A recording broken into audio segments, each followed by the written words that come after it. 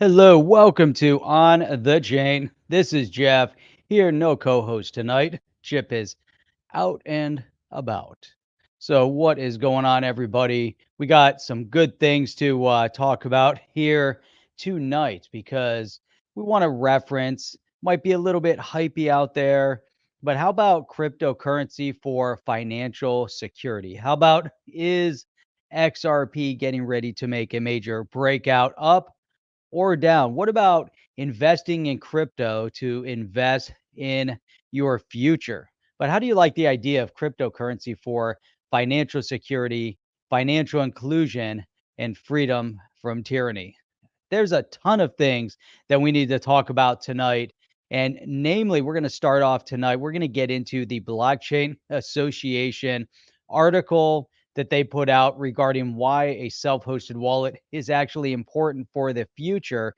And we saw that coming from the CEO of Kraken, the CEO of Coinbase, both referencing this notion that taking your assets off of a centralized exchange could be important, especially right now in some countries. And one, when we reference some countries, we might be just referring to Canada. However, there's a lot of great things to cover, including more new Ripple focused projects that seem to be all these partnerships kind of partnering with one another with this common theme. Like I dropped a short video earlier, common theme of Ripple. Now, are they using ODL? Are they using XRPL? I don't know. Time will tell, but we're going to get into that and a lot more. So if you guys are ready to go, I'm ready. So let's kick this off.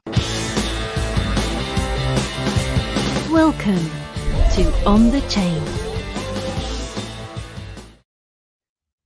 Welcome to On the Chain. That's awesome. So, so CG is saying, could you film your short clip in landscape mode instead of portrait? It would look much better. Now, that's a good question. I haven't tried, and I don't even know if the dimension of a short clip can go into landscape mode. Those are the first two shorts that we've ever made. So we'll go back and research that.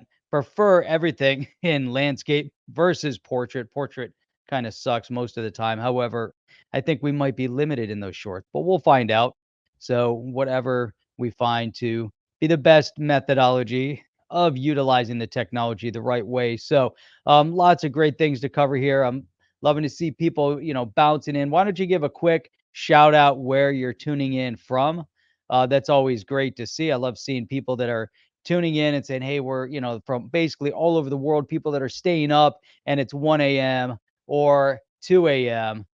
So that's good too. So I'm just reading some of the comments here, but anyhow, I want to give a quick shout out. I see GDLT just popped in here. GDLT's got a great YouTube channel as well, and he's also a member here of On the Chain. So tuning in from LA. So we've got a bunch of people tuning in all the way from California. However, we've got Kawhi here, Randy from Kawhi Huddle from Huddle the Huddle from the UK, and we've got Matt Hamilton coming all the way to us from Barbados. So everyone give a shout out to Matt Hamilton. Good to see everybody here. A lot of Floridians popping in here. So anyhow, great to see everybody. Let's get this started.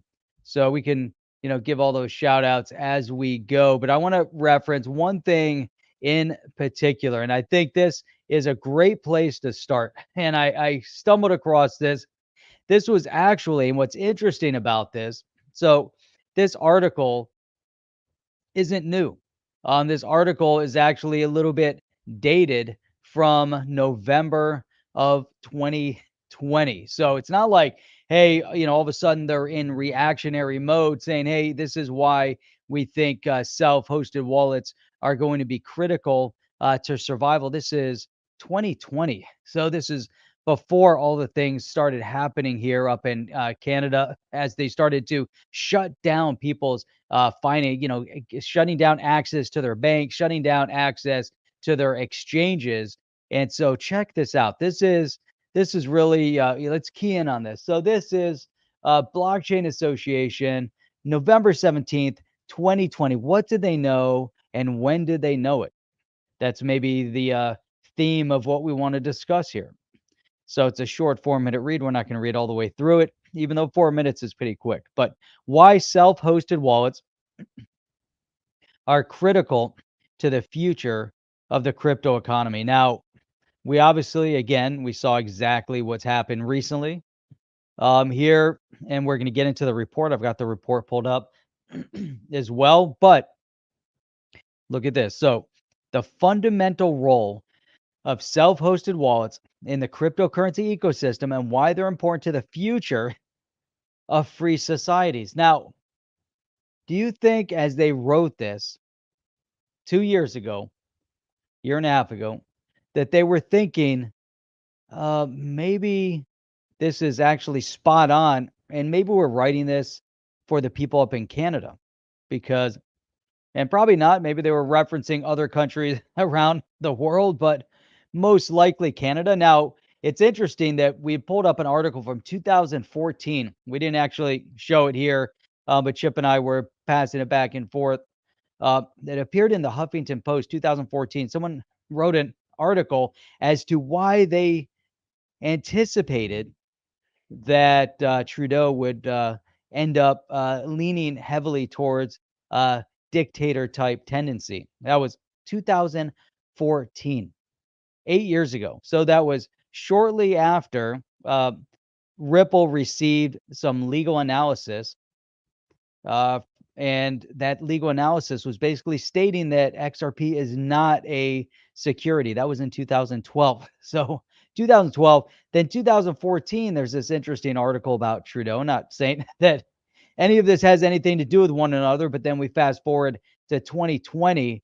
Obviously, a lot of things happen in between, but the Blockchain Association discussing why having a self-hosted wallet is critical and important to the future of free society. So let's see. There's two sections.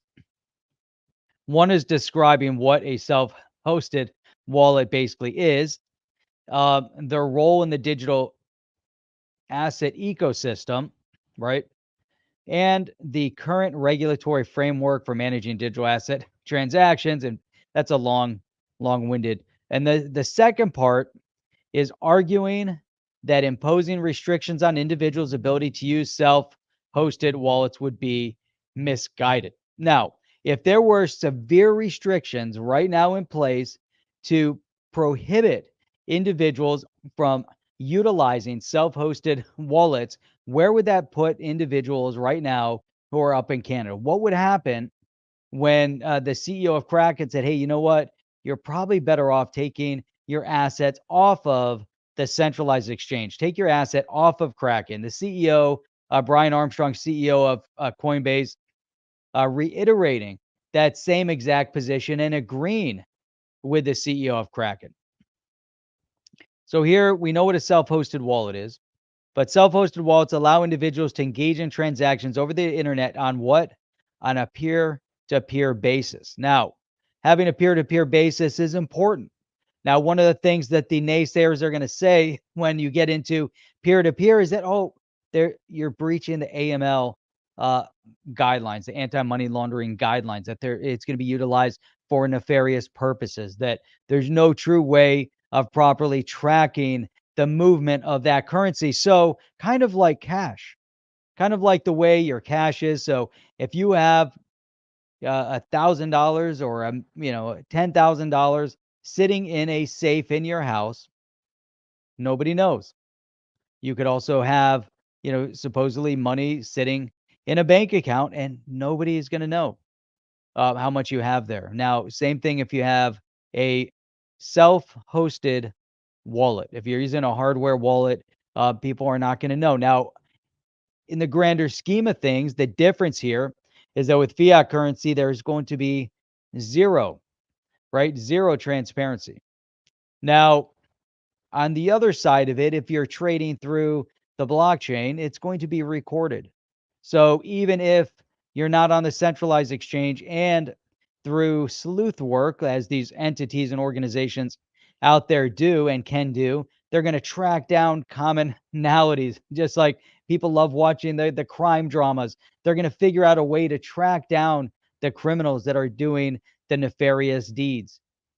Regardless, it doesn't matter what currency they're using. And this is the joke out of all of it, is that it doesn't matter if they're using a digital asset. It doesn't matter if it's Bitcoin or XRP or Ethereum. It's kind of irrelevant from the criminal's perspective. However, I doubt that at this point in time they're going to be using Ethereum or Bitcoin, mainly due to the sluggishness of the transaction and the overall cost with Ethereum of gas fees.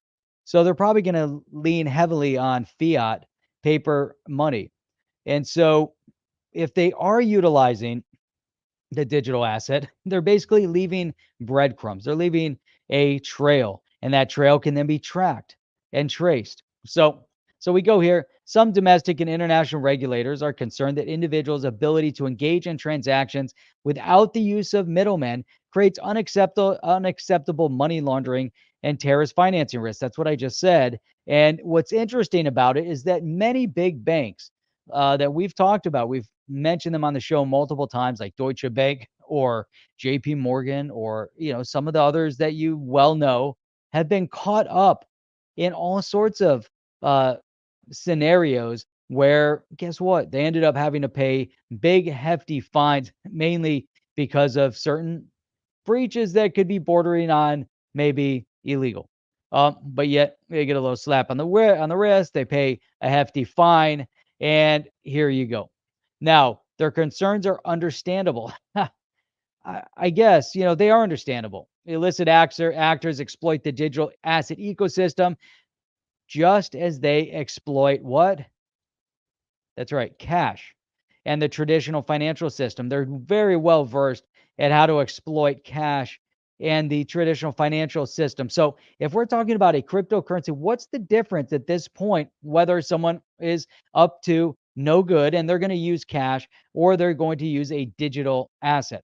There's no difference other than one main fact is that if they're using the digital asset, I guess there's some, you know, uh, reference or concern from the powers that be that they want to implement certain traceable and trackable mechanisms on their side, so they don't have to go out and employ the big research entities, the big research organizations that can actually go out and track it. They want to know every moment of the day what kind of money is being moved around. Now on a peer-to-peer basis, this is basically digitized cash, because if you're able to put it on your own wallet and you have it peer to peer, you have some level of sovereignty, some level of security, some level of self control, which is kind of where we're at right now with fiat, some level. However, and this gets into the broader conversation of achieving true financial security, achieving full and true financial inclusion. Now, some may reference this notion of financial inclusion, meaning that you want to have a universal basic income and you want to give handouts and you want to give and provide for those that aren't able to do or aren't willing to do on their own. Now, I look at it a different way, because I look at this notion of financial inclusion to allow people to become uh, involved in or be able to take advantage of the financial system, the financial infrastructure. So if you look at, and they've mentioned and talked about this idea of individuals being unbanked. Now, it's amazing to know, and we've talked about this here again, and I know all you guys know this, but if we look in the United States, there's a decent percentage of people that don't trust banks, that live paycheck to paycheck, that cash their paycheck in a check cashing store and pay 20 and sometimes 30% to cash their paycheck. They're giving away 20 to $30 per hundred to cash their paycheck. These individuals are unbanked, and if they're unbanked, they're not in the financial system. They're not in the financial ecosystem. They're not able to easily get mortgages. They're not going to get credit cards. They're not going to get bank loans for starting up a brand new business.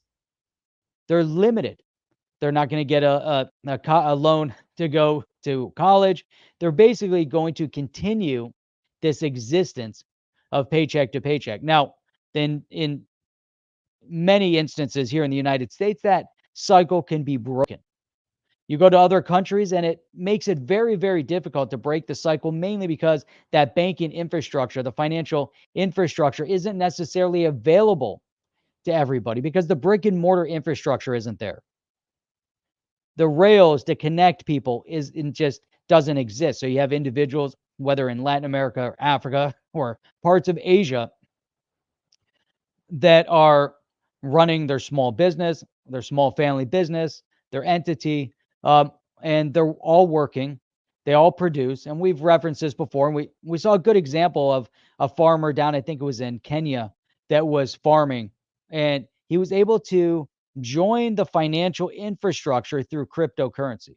So he became more inclusive due to cryptocurrency. Now, the powers that be would say, well, in that scenario, it could be that they were going peer to peer. Maybe he was using a centralized exchange. Maybe he wasn't. Maybe it was using peer to peer. We don't know exactly, to know exactly what was going on, but it was very, very important. Now, the powers that be are going to say, well, what about the illicit purposes? What about how we're going to protect people on a KYC and AML? How are we going to stop funding of terrorism? So they're going to continue that notion, and it's like a broken cycle, and a broken record, and we've talked about it multiple times. And that's why I look at this article from the Blockchain Association from 2 years ago that are really referencing this, and it really stood out to me today, mainly because of everything that we've gone through recently with Canada. Now, everybody's asking, "Where's Chip? Where's Chip?" And Coining is actually right. Chip is on strike. He's actually outside picketing. He's picketing the On the Chain studio. So no. Uh anyhow, it's so there we go. So, as the economy and individuals' lives have become increasingly digital, first, the use of cash transaction has declined precipitously, driving the vast majority of transactions to online platforms, which is interesting because traditional financial transactions necessarily involved an exploitable intermediary. What is that? They are by definition not private. Interesting, right? In the same way, restrictions on self hosted wallets will lay the foundation for total surveillance of citizens' financial lives by eliminating a digital cash like option with potentially disastrous consequences for free societies. So, here it says additional restrictions on self hosted wallets would eliminate the unique features of digital assets that make them a catalyst of expanding financial inclusivity. It's interesting because as you look at some of these key points that we are referencing, right? These are really, really critical. So here we're talking about get rid of the self-hosted wallet.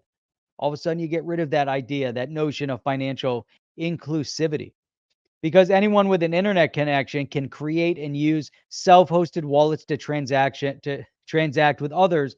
They are the critical feature of digital assets that can make basic financial services available to the billions of people currently without access to these services, just like I was just mentioning. Now it goes in here. Finally, additional restrictions on self-hosted wallets would indiscriminately apply payments regulation to a diverse and developing ecosystem with application that extend far beyond the transmission of money. So this is really vital. Now, so we're also seeing, how about the misappropriation of governmental power that could then limit the livelihood of individuals? How about not allowing them access to their financial resources? Now, it's interesting because I've seen many arguing on both sides of this.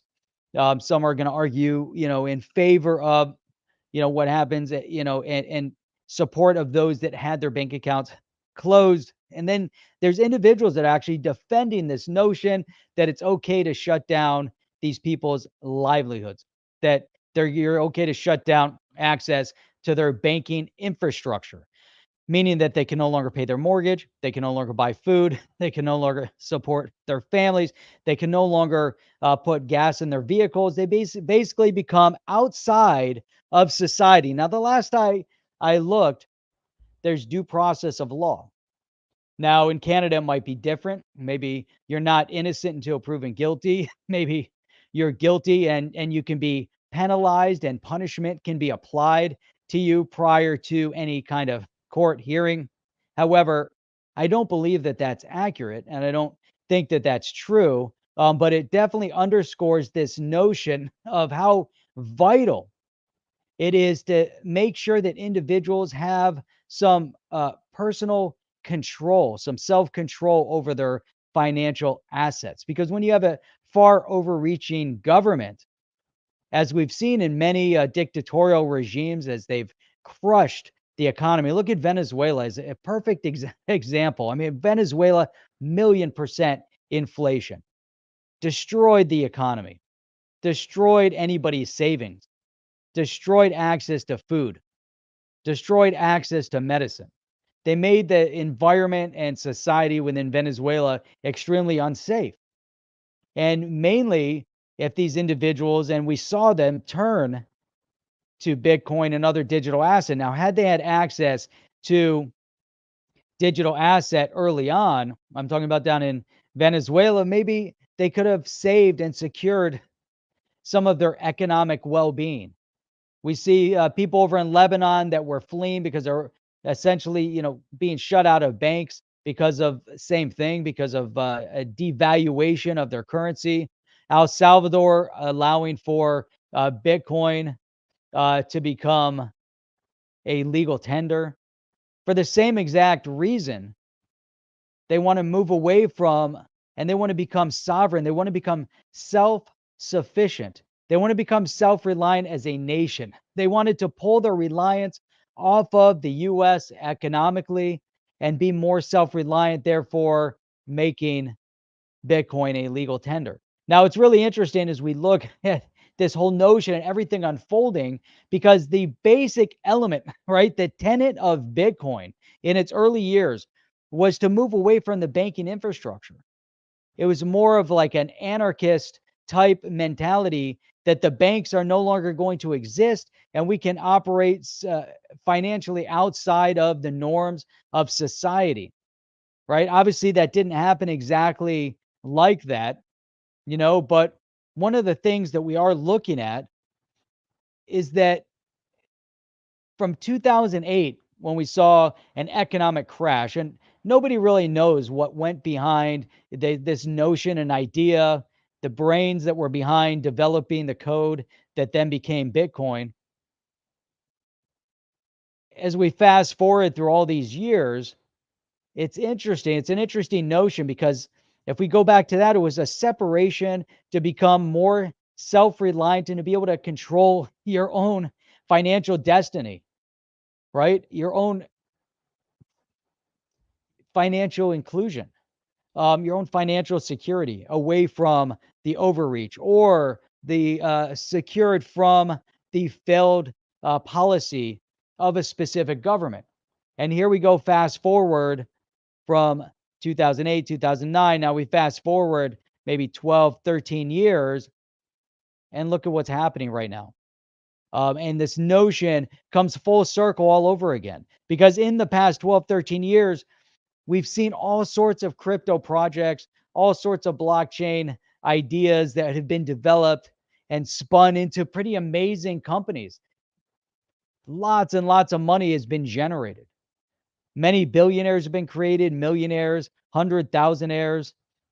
People are sitting on, amazing investments. Some were early, early.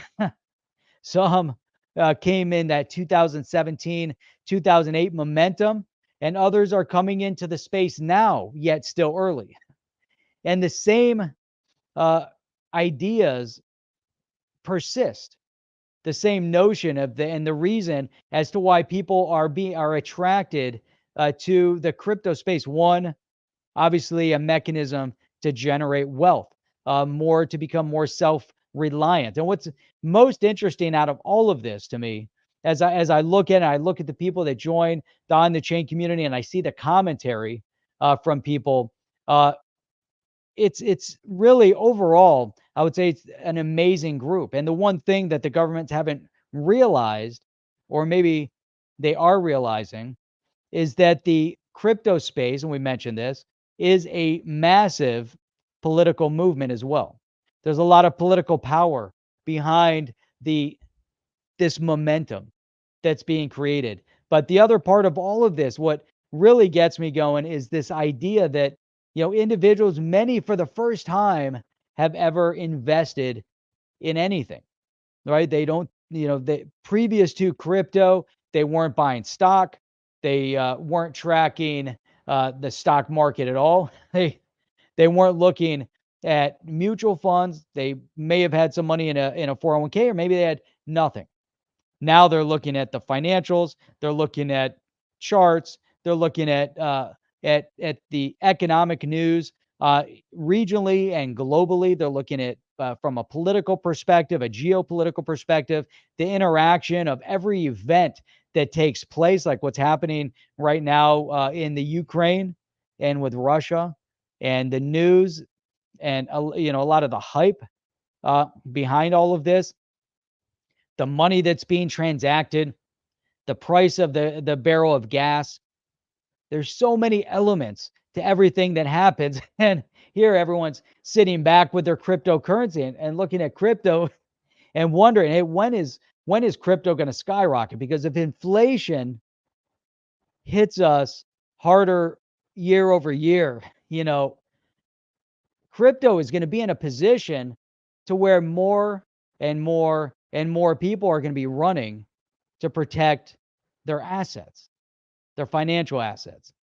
It's such an amazing financial instrument, right? So we can go on this rant, and like, Chip and I always say, we have the slowest growing channel here because our channel is not always just built up based on FOMO. It's not hype. What's the next price point? Even though that's exciting and it's always interesting, but if we're here for the longevity, if we're here to see what's going to happen to the space over the long term, we better understand all of the external influencers or influences and the impacts thereof. And so as we understand all of these elements, we also get to a point where people can no longer, and these entities can no longer take advantage of the individual. And so we've seen that for way too long. We see these entities that are taking advantage of the individual. Now, for the first time, the individuals have gotten together through cryptocurrency. And it's amazing to see, because now you look and you have a CEO of Coinbase or the CEO of Kraken that came out and said, hey, you know what? I'm going to be forced to comply if they ask.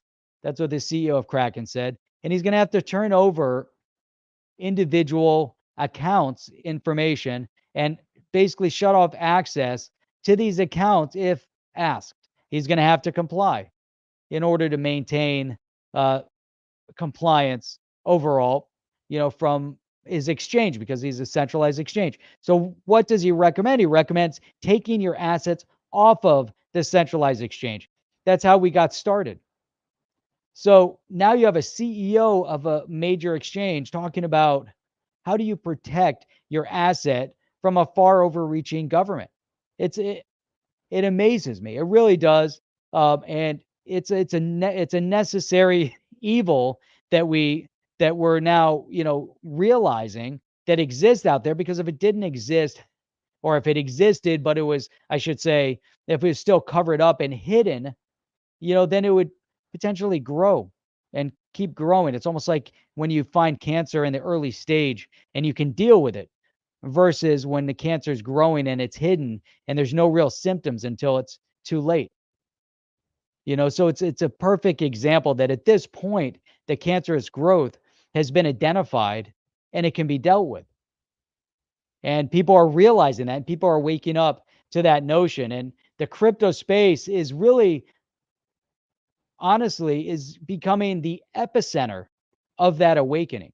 And it's going to be more and more that way, because as you're starting to see this notion of this self-reliance, and you're starting to see little fragments of it popping up. Because why? Because this idea of financial inclusion, this financial technology, And you have this one little company called Ripple that is really now at the forefront of the battle that's being sued by the SEC. And we've talked about it to infinitum, but this tiny little company, Ripple, that's being sued by the SEC, and the SEC's ulterior motive goes far beyond this one entity. They don't care. The SEC doesn't care whether or not there was a supposed, if XRP was a security in 2012, or if there's legal analysis to show it wasn't a security in 2012, or whether or not Ripple did or didn't have an ICO, because they didn't, whereas Ethereum did. They don't seem to really care about that because there's more to it. There's more ulterior motivation behind their activity. So that's just kind of a great way to get started. That was like a kind of a 30-minute kind of, hey, let's come to this moment and really see, some of the things that are happening, because all of this stuff, there's so many net positives in this space right now. And with all this chaos that's kind of being orchestrated around us, I kind of like, it's almost like an escape to come in to crypto, because the crypto space, regardless of the ups and downs and the red market, and I looked at the red market, the 7-day charts today, everything was just red. Everything's in the negative. I think XRP is down like 15%. And I think Shiba is down like 21% plus or something like that. And it's funny because I see some of the hype in the space, and it's amazing to me, because you don't always need the hype. You need some reality when we see how amazing some of these things are. And I look at like this article from FX Street. Let me see if I can pull this article up. And I look at it and then I pull up the chart. I'm like, what's going on here? So here it is. So I look at this article, and it says Shiba Inu price explodes as Binance custody adds the Dogecoin killer to the managed assets. This was yesterday, but it exploded. The price exploded. It's down like 22% right now. I think it's up 1% in the past 24 hours. 1%. So is 1% an explosion? I don't know. But they're talking about, posting a 7% profit. I didn't see the 7% profit. Maybe it was there. I don't know. I don't know how it is when over the past 7 days it's still down like 20 something percent, but maybe it was up. I don't know. But people, it's like the FOMO. It's like people are just fired up. You gotta look at what's going on with Shiba Inu. And then there's an article that the Shiba platforms, as they start building out, are going to be using Ethereum. Now, I like the direction Shiba's going, because they're creating the Shibaverse. And it's interesting. They went from a meme coin to potentially being taken seriously with the Shibaverse and everything that they're doing from an investment building out perspective.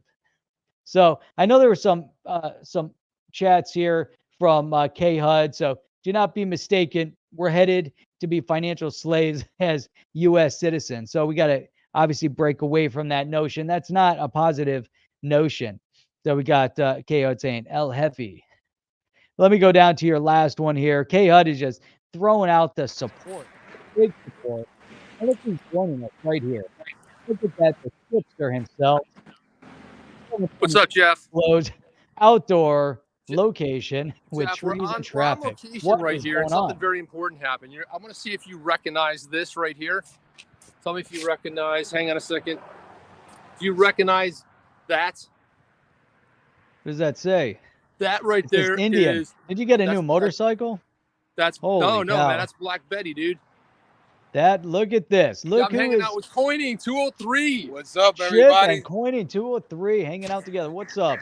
How you doing, man? Alec, Good, what's we're up, good. Chip? Just hanging out here.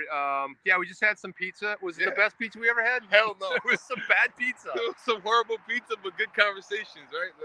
Yeah, it was good conversation. So there's Betty right there, man. Look at that. There she is in all her Man, glory. What a sweet motorcycle. Check out the helmet. Yeah, look at the helmet right here. Check out that helmet. Look at that. XRP accepted, baby. XRP accepted. Everywhere. It's on the tank too. Oh, it's on the tank. Look at Yeah, this. look. Look at this right here. Oh, check that out. Nice. I like So it. yeah, man. So yeah, we're just hanging out. What's up? Old Greg what is is saying, that? I hope you have a sidecar. Oh, I got a pink helmet for him. He said he had a pink Nice. helmet from L. Like, dude, I don't do pink. I'm sorry, man. I can do a lot of colors. Pink is not one of the colors. Now I would do purple, and we do have sort of like a pink color, but I'm not Purple doing with that. a little sparkle to it. So I don't know why it's so hard to hear you, Jeff. Yeah, the audio isn't so good. Can't hear you so much But, on this phone. I don't know why, but Probably loud out anyway, I there. just wanted to pop in with Alex and say what's up. Man, that's awesome. So hello to It was a- OTC family. Yeah, yeah. See you guys. So it's been good. It's good to hang out Eh, with one of the pros in the crypto world. And Not me. that's cool. This Yeah, guy. dude. No, That's you, bro. Dude, by the way, I was cracking up because he's like telling our waiter, like, dude, do you know this guy? He has a YouTube channel. You don't know him? And then he's like, yeah. He's like, whoa, what channel? I'm like, look, it's on the chain. He's famous. Like, look, everybody, look, he's famous. And he's like, what?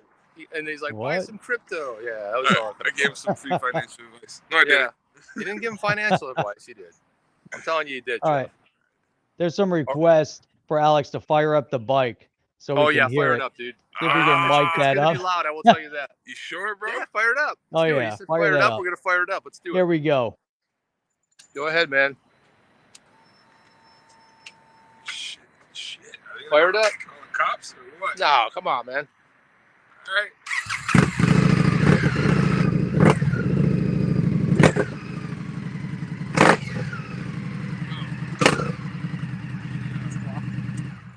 I gotta Nice, get there tuned you on go. there What? tonight. Yeah, I could barely. Yeah, I could barely hear. What? Yeah.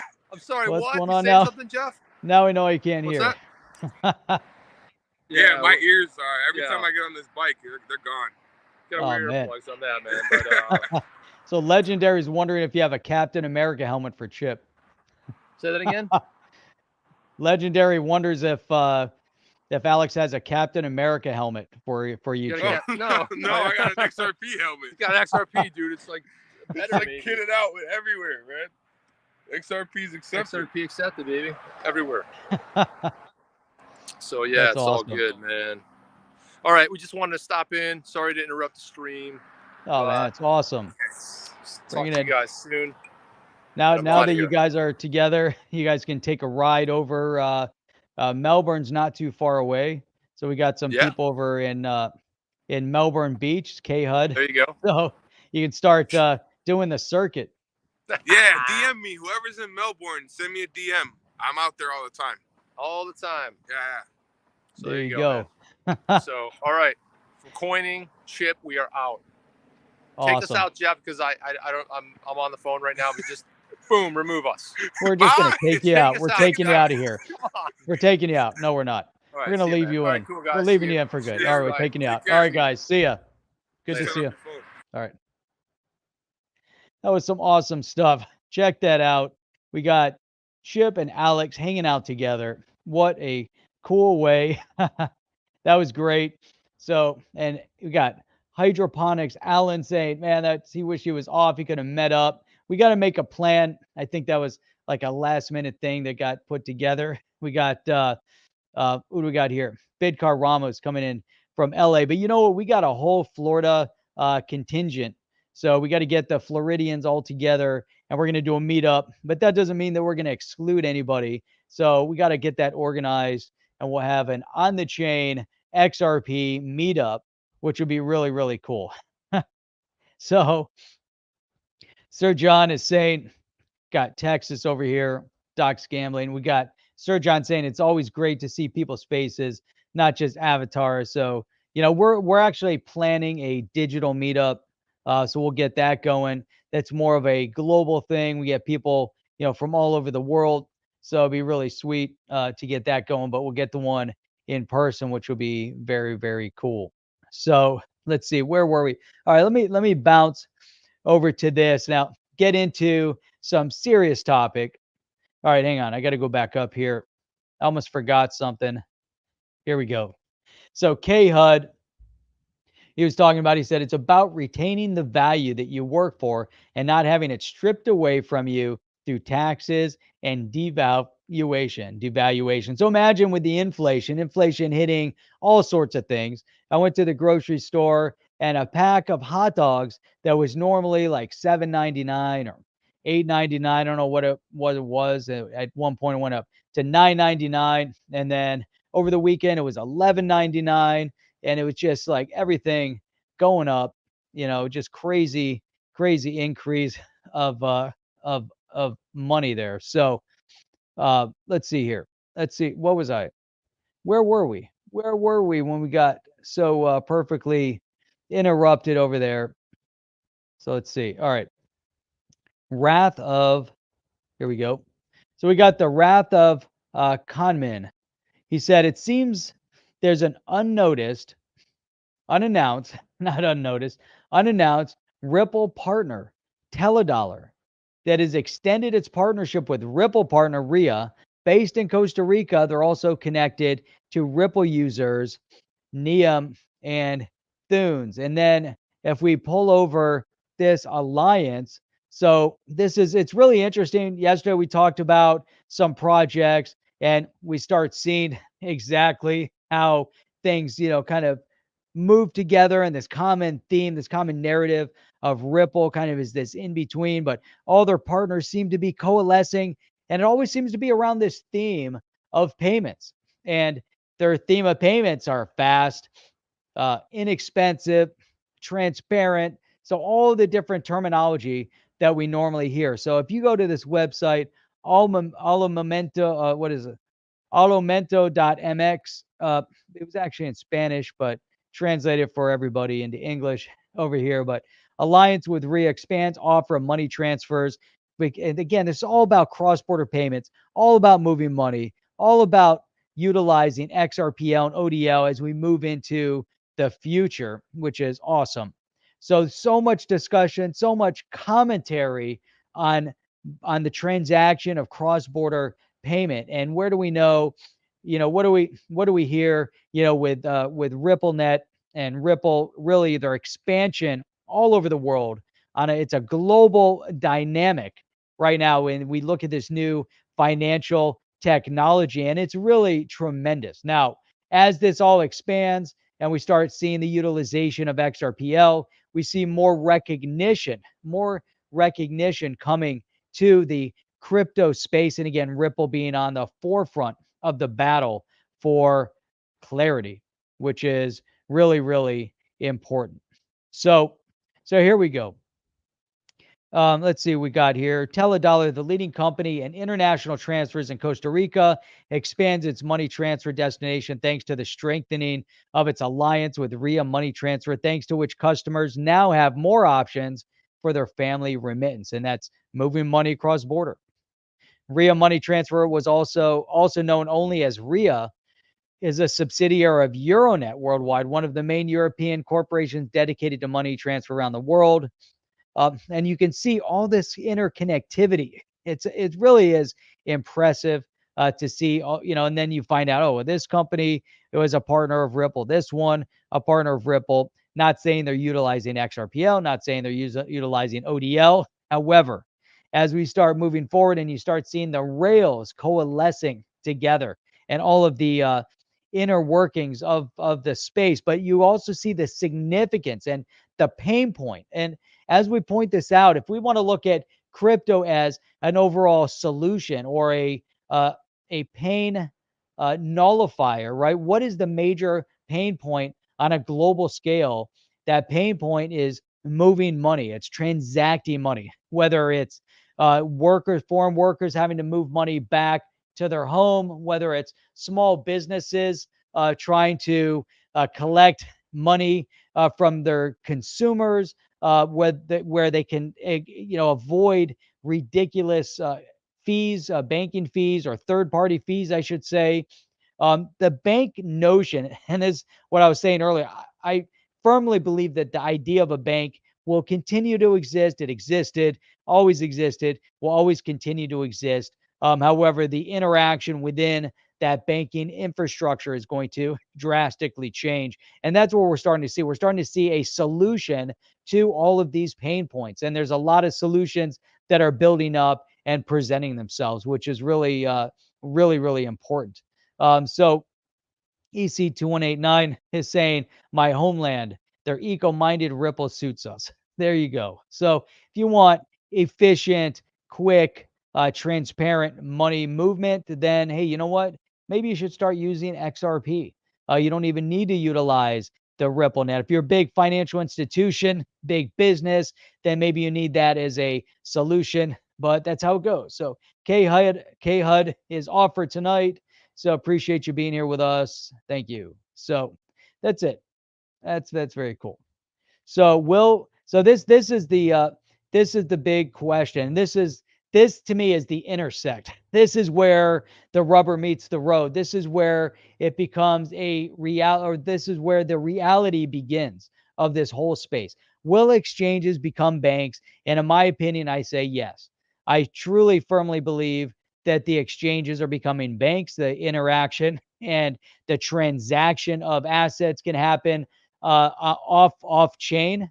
They can happen, or not off chain, offline, on chain, but offline, where they're transacting through a private peer-to-peer mechanism. Obviously, still recorded back to the blockchain, but it doesn't necessarily need, or we don't need the utilization of the bank to move money. Just like right now, we don't necessarily need banks to move our money. I can go and if I wanted to give money to somebody, I can get the cash and I can go give cash to somebody. But if I need to move it cross border, then I need to use a banking mechanism. Now, within the crypto space, if I have my personal wallet, I don't necessarily need the third party bank. However, I'm using a hardware wallet. Someone had to design the software. There had to be a mechanism in place in order for me that helped me facilitate that money movement. Now, at the same time, people want to earn interest. People want to take out loans. You want to get a mortgage. You want to go get a lease or a loan for a vehicle. You want to take out a business loan. There's all these elements. Now, the banking idea is changing. Now, years ago, they came up with an investment platform called Prosper, and that the platform called Prosper was a P2P lending solution where you can go on, have the third party of Prosper that helps facilitate everything. They had to go through in the U.S. state by state approvals to make it work. But the key behind all of that is that it was individuals loaning money to other individuals, but there was an interest paid and an interest earned. Now that's interesting because it's on a peer-to-peer basis, but there was a third party that was helping to facilitate all of this. So now from an exchange perspective, if you want to earn interest, if you want to lend money, there are all these mechanisms. You want to stake, then you're going to need a mechanism to help facilitate that. And then you also need to borrow. So whether it's from a peer-to-peer perspective, or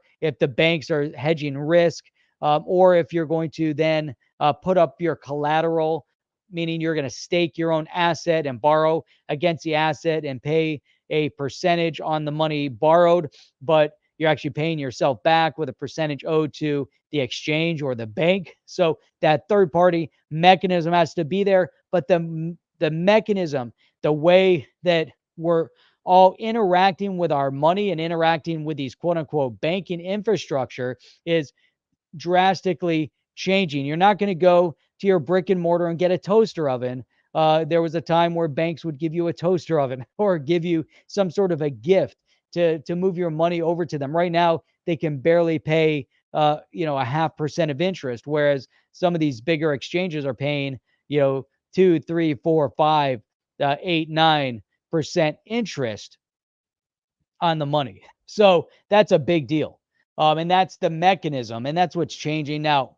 The notion of how that gets approved, that's going to be a different story. Now it's going to be a completely different banking relationship. And this always goes back to the conversation that we had when we had Alex Mashinsky on with us. Alex Mashinsky, obviously CEO of Celsius, had once said on the show, on the chain, you can go back and see it in one of the interviews that we've had with him. The Titans of yesterday will not be the Titans that appear and emerge from the ash heap of what we've all just gone through. So the banks and the banking infrastructure has, for the past 12, 13 plus years, been trying to hold on to the old brick and mortar notion.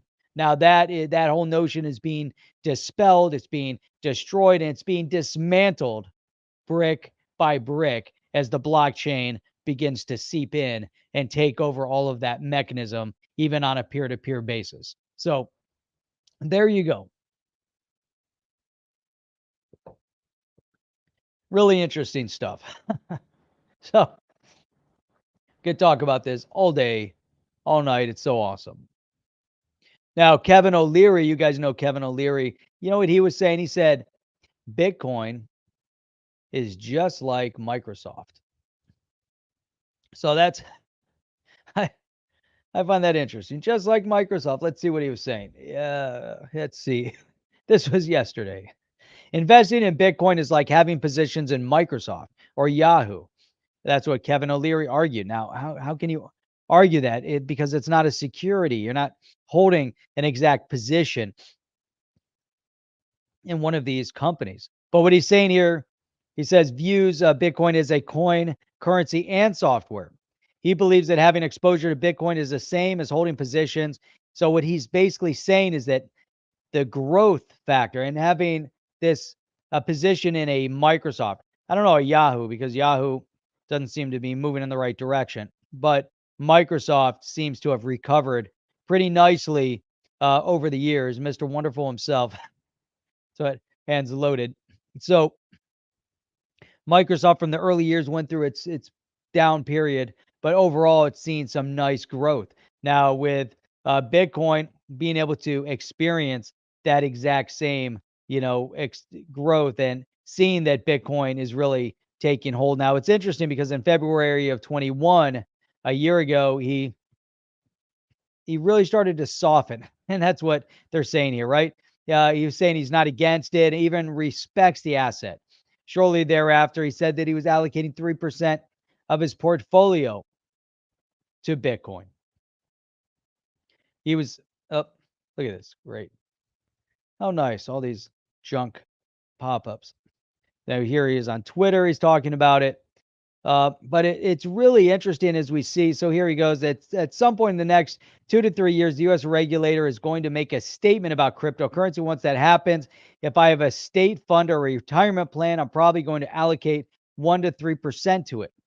And I want to go long on Bitcoin when that happens. Bitcoin could go to 300K when institutions can finally buy it. So that's a big statement. And we've seen others that are in the space make really, really big statements. So we've seen obviously Michael Saylor.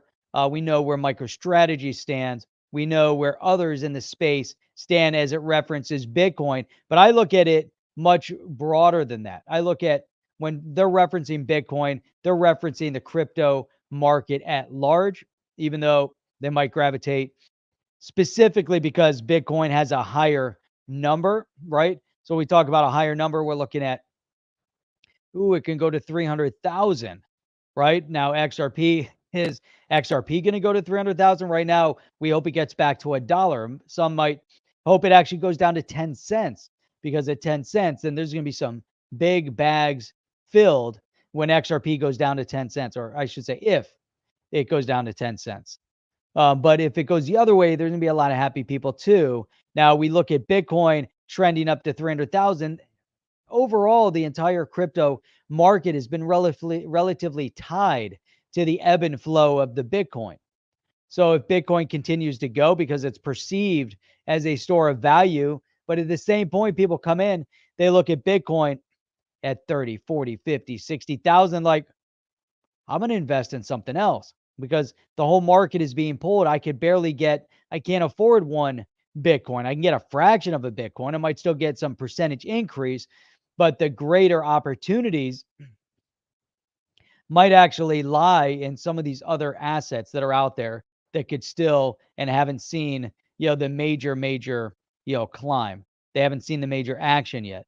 Maybe they saw the initial, but there's so much So much going on. Now I see Rob McDermott says thinks Bitcoin is more like AOL or Earthlink. So imagine Earthlink. Earthlink is absolutely gone. I remember signing up for Earthlink. They were giving away free DVD players to join up. Kevin O'Leary is worth about 400 million. Now it's being worth about 400 million, and he's going to stake about 3% of his holdings into Bitcoin, or from that point, maybe into other assets. That's awesome. That's awesome. We got Paper Chaser joining in. It's bright and early morning, I think. Good morning, XRP Patriots.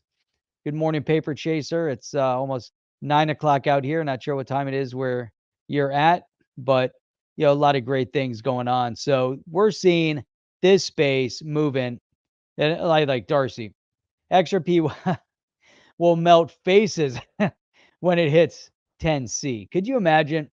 Now, if it goes down to 10C and all the buys start coming in, then the price has got now the price is going to start trending the other way. So I also want to give a quick shout out to supporters of On the Chain, both on onthechain.io on the website, as well as here on the YouTube channel. After a lot of introspective discussion, Chip and I ended up adding the join button to the YouTube channel. A lot of people kept asking us over and over, how do we support On the Chain? Well, we added it right here onto the YouTube channel, but you also get some specific emojis, and you can get a little icon that hovers next to your name. You get kind of recognized as a member to here on the chain. We'll have some other things coming up here in the near future to support that as well. So anyhow, this was a lot of great things happening here. It's really amazing. And I would be remiss if I didn't mention some postings here from James Filan, and he was saying that. So here we got the XRP community, SEC Gov, Ripple. SEC files a request to file Sur-Sur-Reply regarding motion to strike, citing SEC v. Library decision in which New Hampshire federal judge granted judgment on the pleadings on an unrelated selective enforcement defense. So the SEC filing a request to file a Sur-Sur-Reply. Now, this is interesting, right?